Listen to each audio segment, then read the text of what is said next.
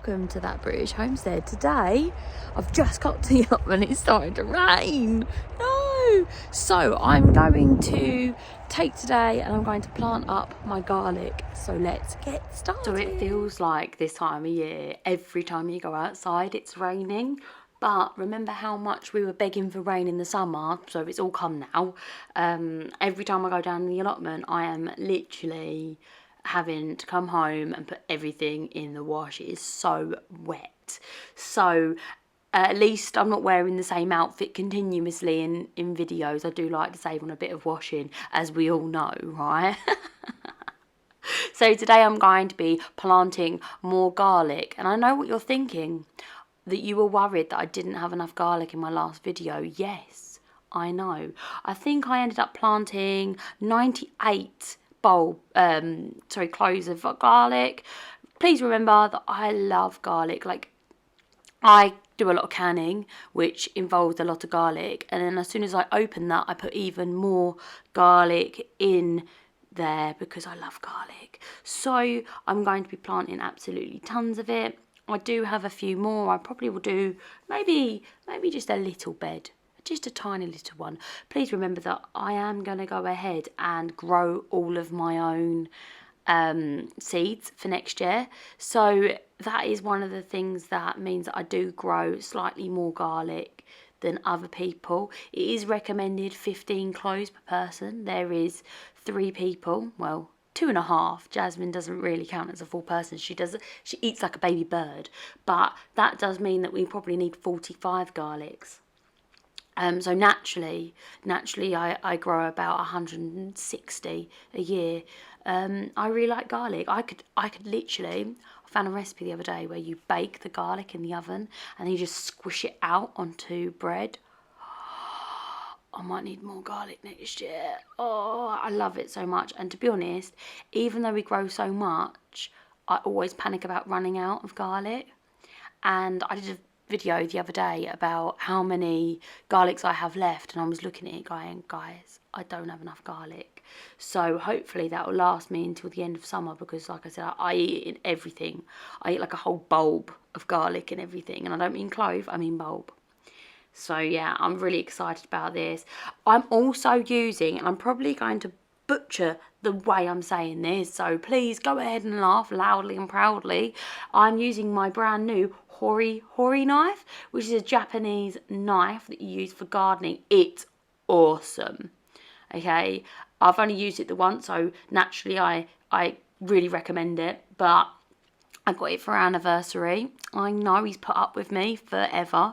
So he actually got me a hori knife, which was hilarious because he said, Nick, what do you want for your anniversary gift? And I said, I'd like a hori knife. And he looked at me like I'd just developed, a second head. So I quickly explained to him what it was, and he just said, put it in the Amazon basket. So I did. It was, as always, about £30. I think no matter what I buy, it's about £30. It is really cool. It comes with like a little leather sheath. It's extremely sharp. It's got like a knife on one side and like a saw on the other, and it comes also with the measurement. So the whole knife's about 1 foot, and it's got like 6 inches, 2 inches, all of that sort of stuff on there. And I think they've got it in centimetres as well, but I only use the inches. It's awesome.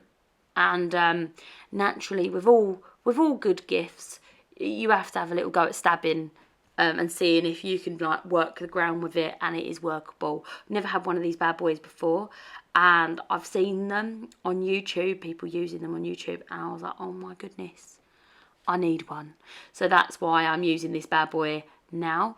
So it's obviously not a product placement or anything like that, don't be silly, but I just wanted to let you know what I'm doing, and I'm very proud. It's not actually my anniversary until the 10th, so that will be a little bit after you see this video. I did get it early. To be fair, my partner opened his present up first, so I ripped into this with some sort of frenzy while scolding him for opening his present early. Yes, hypocrite, I do know. So I'm super excited about it anyway. I got some really absolutely fab Chrissy presents as well, from my family. The great thing is when you have a hobby, you get all your presents from this. So, but I was super excited about this. I've also got loads of new seeds to share with you. I might have to do another seed look through because I've got probably about 50 new packs of seeds. I know what you're thinking. You did need them. I know, right? I did. So I always say that I have two completely different hobbies. They're not at all related. And if you are someone who plants seeds, you understand, right? If you garden, you understand. We have two distinct, separate hobbies. One is growing food, and one is buying and storing seeds. They're not related. Why? Because if I was honest, and I am here home alone, so I don't mind it as long as you don't tell nobody, okay? I don't need any more seeds. Ah! I know, right? Who would have said something so horrible? But I will buy more seeds, and to be honest, I've got about 5 in my Amazon basket. But in reality, I don't really need any more seeds because I probably have enough to feed an army for a very long time, like through a siege in medieval times, you know, in bad weather. So yeah, I've got quite a lot. I did look through and I was thinking to myself, my goodness, how many slightly different cabbages does one person need? And I'm obviously like, all of them. I need all of the cabbages that there's ever been.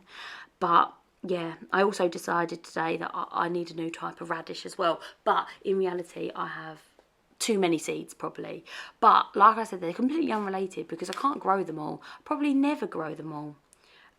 Because there's just so many and there's so many different varieties. But I absolutely adore finding seeds. I have actually spent 11 months tracking down a certain type of seed. It was Brad's Atomic Grape. Oh my goodness, found it on Etsy. Shout out, yay Etsy, love you. And I was so happy when I found it, and it was a great seed, wonderful. But I do that all the time. So if you're like me, you understand the thrill and the chills about finding a new seed. Anyway, back to what we were doing, ramble. So here we're just basically doing the garlics. I can't tell you what variety they are because like I said, I save seeds. I did notice something very interesting about these seeds though, like absolutely interesting, because I always say like, oh, I grow more hard neck varieties than soft neck varieties. I say it all the time. Well, turns out, massive liar, right? I'll tell you why. Because I look in the seed store and these are all soft neck. I know, right? I know. Who knew? Right? So there's all different types of soft neck varieties. I could make up a name and tell you. One's a purple, like the cloves are purple. One's got like purple streaks down it, and one's pure white. No idea what they're called. I bought them years and years and years ago, and I just use them as and when. I think I got them from Marshall's. I do buy a lot of like my original seeds and stuff from Marshall's. I don't know, I just like them. They're always really reliable, good quality. And if they run out, they send you something really cool. So that's where I got my my deep red potatoes from. They were really cool. Anyway, so I've been growing these for years. And what I do is I pick the biggest bulbs, right? And I pick the best the best clothes within them bulbs. Wow, that's a tongue twister, wasn't it? Blah, blah, blah. So I pick the biggest bulbs and the best ones within the bulb. And then I plant out the best ones, leaving the smallest, the worst, and the most rubbish for myself. Now, anything that doesn't store, obviously I get rid of. I had an issue last year with white rot on the other side of the allotment. Note, I am now growing on both sides of the allotment because I don't want that to happen again. Now, I think I lost most of my soft neck varieties to that. You have to remember I grow so many. So you have to bear that in mind. Now, if I have an issue with a certain variety, that's why I grow like 3-4 different types of variety. I grow the white ones, the purple ones on the inside, the purple ones on the outside, and I grow elephant garlic. Now, if I have something that affects one of them, they just fall out of circulation. I don't replace them.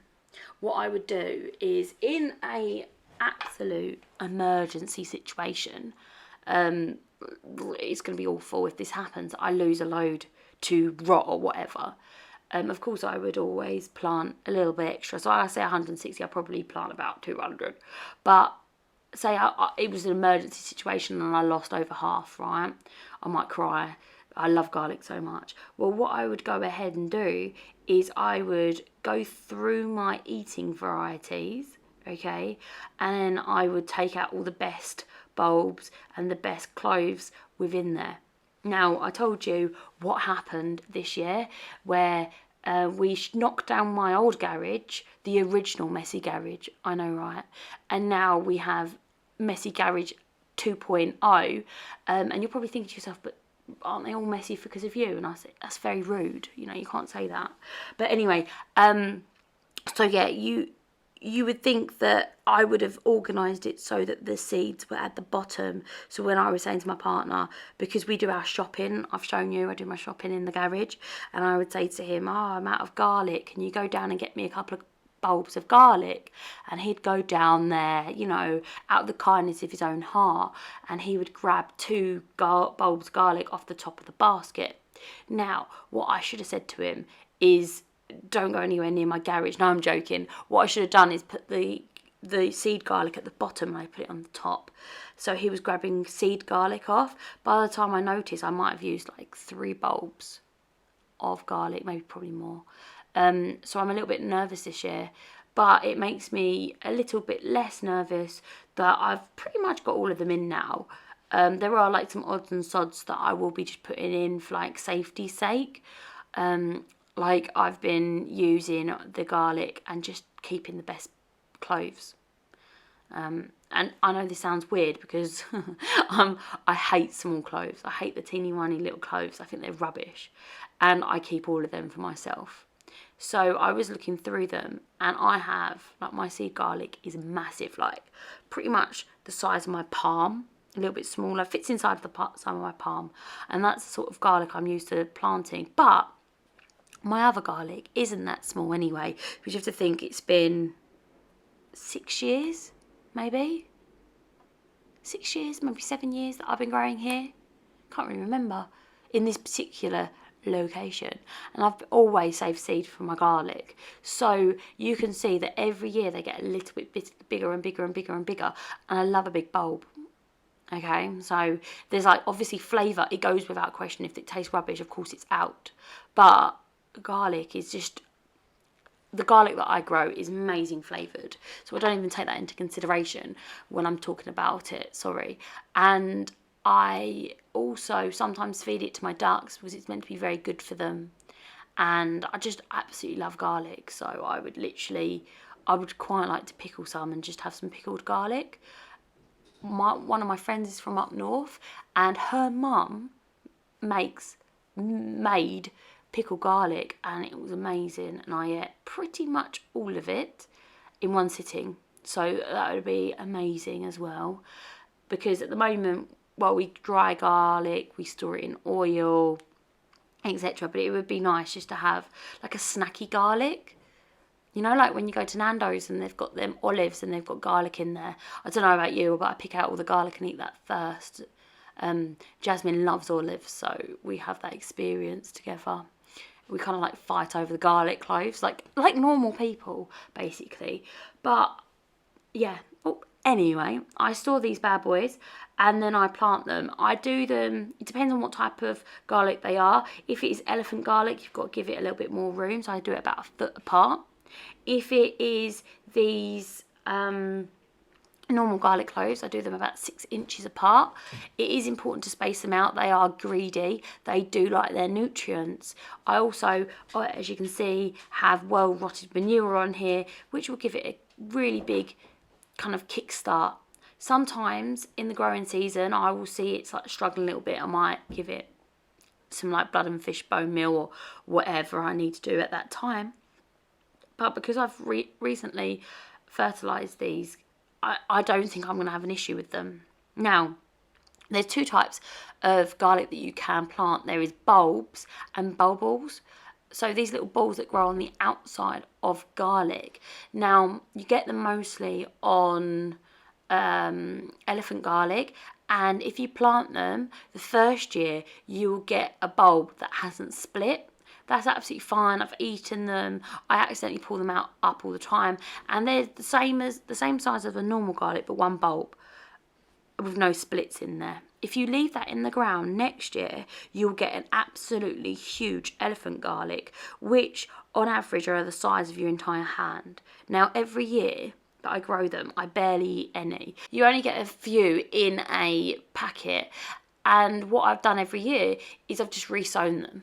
I've resown them, kept the worst ones and eaten the worst ones. So if they're like smallish cloves, then I'm going to keep them. And then I replant all of the ones that I have. I also keep the little bulbils, and I go ahead and sow them. If I see them when I'm harvesting, I legitimately just put them back into the soil and say, woohoo, free garlic for next year. I don't mind pulling them up as a single one. They don't store as well, but they are something that I can eat straight away. So I'm happy with that. Now, it's one of those things that if you aren't like, I know that some people think that it's because you haven't enough frost or anything, but with the elephant garlic, it's because you've grown it from the bulbils and not the actual clove. So here what I'm doing is I'm just knocking the compost back over it. Basically, I find it easier to keep them in sight so I can see where my rows are, and I know that some people use those lovely strings, and I have them, but I just do it by eye. To be honest, if it wasn't for the fact that this hoary knife's new, I would 100% just wing it by eye like I normally do. And I might use a dip it, but in this it's so loose I wouldn't use a dip it. But like I said, it's something that I like to do. I go back and I just knock it over. You do want to put the garlic a few inches deep. If not, the birds will come up, and what they do is they pull up the garlic because the worms get all into the roots of the garlic, and then when they pull up the garlic they eat the worms, and they'll just leave your garlic on top of the soil. This won't hurt them. When you go back, just pop them back in, but it is a bit annoying. So what I personally do is make sure that I plant them really deep.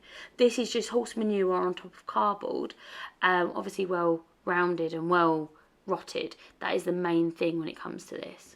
This will ensure really good growth throughout that season, the growing season even, and it will also ensure that they are well sort of insulated from that frost. And like I was going to say, we don't really get very deep frosts, but I don't know what this year is going to entail because we've seen everything this year. So let's continue the conversation down below. Have you got your garlic in yet? Are you thinking about getting your garlic in? Or is it one of those situations where you can't get it in until that ground defrosts? Let me know down below, and I'm excited to continue the conversation. Thank you so much for watching, and if you like this sort of content and you want to see how I grow my own, store my own, and do all of that sort of jazz, please go ahead and subscribe so that you are notified. See you later. Bye.